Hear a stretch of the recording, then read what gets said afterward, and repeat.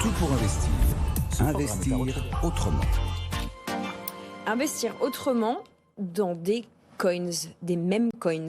On va parler franglais, pardon, pour les puristes qui nous suivent. Bonjour Enzo Allo.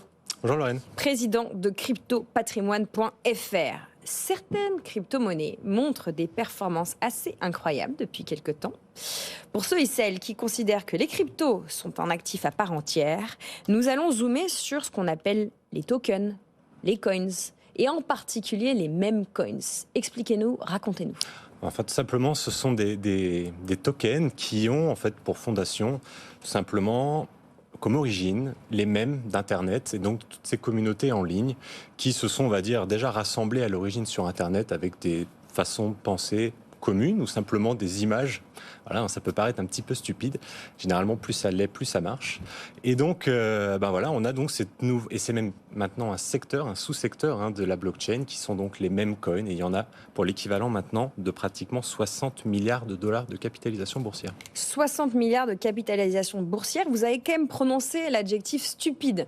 Oui. Alors, est-ce que vous pouvez articuler une réflexion sur le ou les projets qu'il y a derrière certains de ces crypto-actifs, et pourquoi, on en parle et c'est important selon vous? Alors déjà, peut-être pour dire, quand je dis stupide, c'est pas péjoratif, ça peut paraître un petit peu surprenant, mais c'est une manière un petit peu d'investir des puristes, on va dire, de cet écosystème qui, à l'origine, est un marché de particuliers qui ne se prend pas au sérieux. C'est aussi un des socles de cette base, contrairement à la finance traditionnelle qui est très sérieuse. Et donc, pour continuer sur un peu l'idée, on peut être très sérieux dans la bêtise. Et donc, prendre que cette blague ait pris une proportion un petit peu mondiale, avec Dogecoin typiquement, qui est la première crypto-monnaie à être apparue en 2013. Dogecoin, c'est avec un chien dessus, mais attention, c'est pas la seule avec un chien. Et non, il y a le Shiba Inu. Alors Dogecoin, c'est un dérivé de Bitcoin qui a été développé à partir du code originel de Bitcoin. Shiba Inu, lui, a été développé sur Ethereum. Et pour la petite histoire, en fait, il y a à sa création pratiquement un quart de l'offre en circulation qui a été brûlée par Vitalik Buterin. Donc, ce qui crée, en fin de compte, chacun de ces mèmes ont une petite histoire derrière eux. Rappelez-nous qui est Vitalik Buterin. Vitalik Buterin, c'est le créateur, de Ethereum, enfin un des créateurs.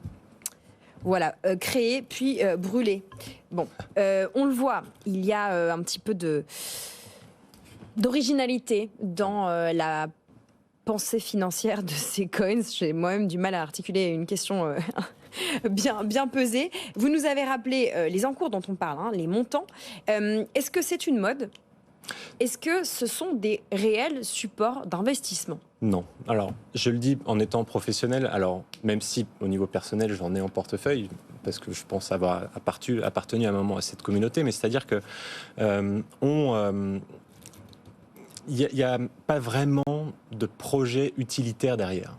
Très clairement, il faut être assez clair là-dessus. C'est vraiment un moyen de rassembler différentes communautés d'Internet. Ça va pas beaucoup plus loin que ça, en réalité. Et en fait, en tant qu'investisseur, on va parier un petit peu sur la cupidité et on va dire la stupidité un petit peu de cet écosystème en ne se prenant pas au sérieux et en se disant, en fait, allez, je mets 50 €, je mets 100 € là-dedans pour la blague. Et en fait, à une échelle mondiale, en fait, ça en devient justement des milliards. Les plus grosses market capitalisation, ce sont le Dogecoin, ce sont le Shiba Inu, mais on parle aussi de Pepecoin. Pour ceux qui nous suivent en images, est-ce que c'est une grenouille ? Est-ce que c'est un cornichon ?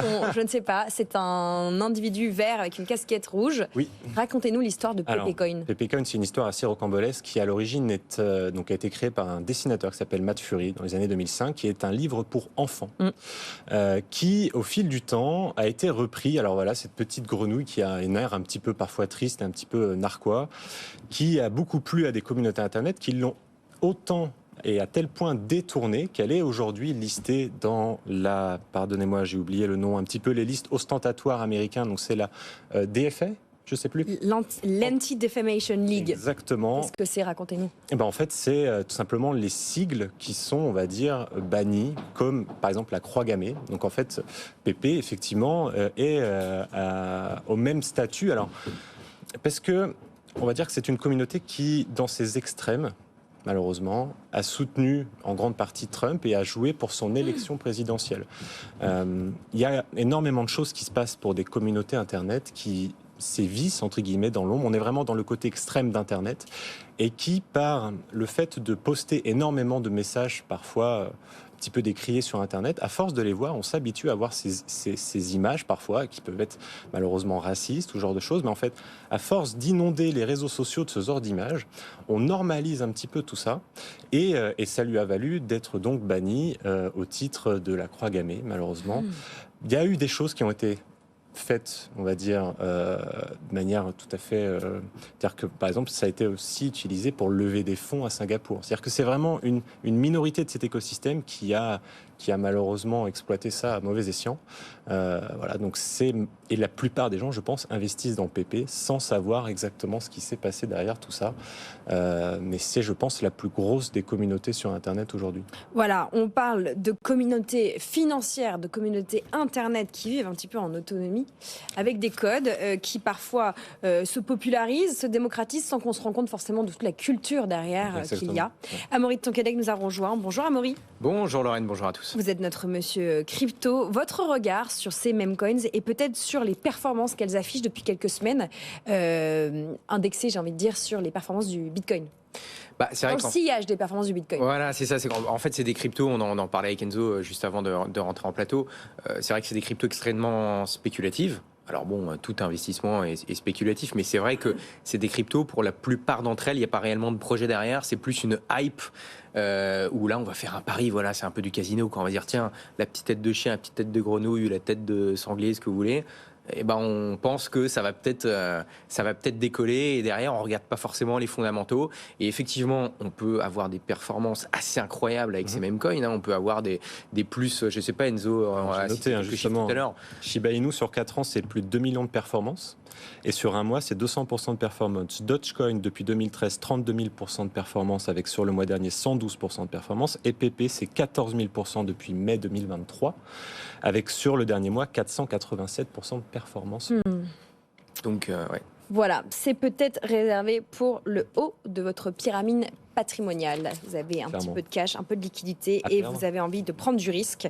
Voilà ce qu'on pouvait dire sur ces cryptos, ces mêmes coins qui sont un domaine d'investissement pour tous ceux et celles qui pensent que les cryptos sont des actifs. Merci beaucoup Enzo Allo, président de cryptopatrimoine.fr.